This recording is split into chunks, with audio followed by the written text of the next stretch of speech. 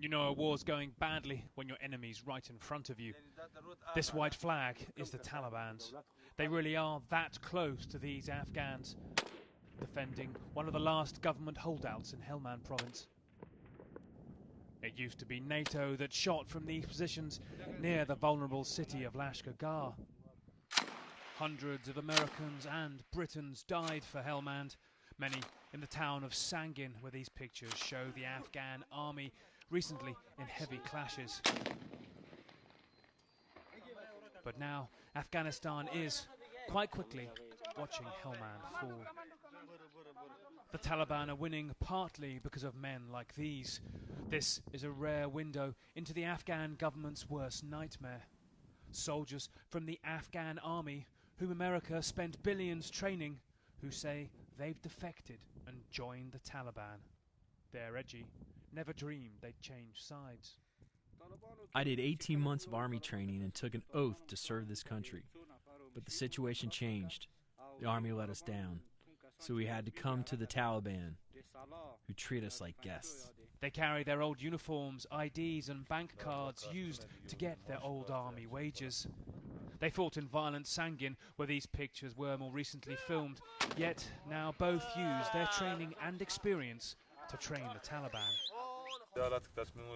I decided to leave the army when my dead and injured comrades lay in our base, but nobody took them to the hospital. My army training is very useful now, as I am now training Taliban fighters with the same knowledge.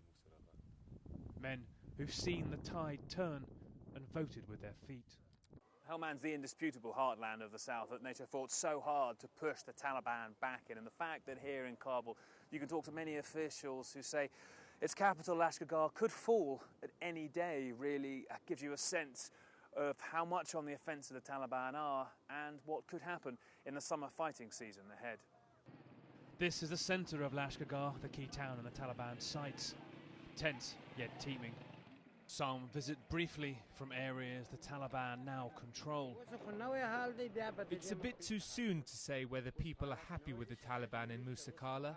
The bazaar is now full of people while it used to be empty. That was because the security was bad and some people avoided the government's forces. Others fled to its outskirts from the fighting in flashpoints like Sangin. My worst memory from Sangin is how a wedding party was hit by a mortar, killing a large number of women and children. The police left after the fighting intensified and told me to move to a vacant corner of the village, but the bullets and rockets followed, killing 10 people, so I fled here. Just over a year since NATO stopped fighting, and here the Taliban's white flags are closer than ever. Nick Payton-Walsh, CNN, Kabul.